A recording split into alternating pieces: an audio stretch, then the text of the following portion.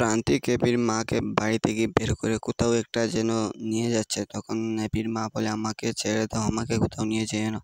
তখন প্রান্তিক কারো আসার শব্দ পেয়ে এবির মাকে এখানে ফেলে রেখে ও পালিয়ে যায়।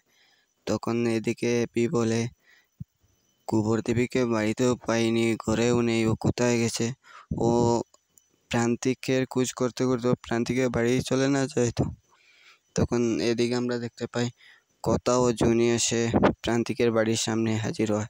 তখন কথা দেখতে পায় একটা মহিলা মাটিতে পড়ে আছে। তখন কথা দৌড়ে গিয়ে সেই মহিলাকে উঠাকে দেখতে পায় সে এবির মা।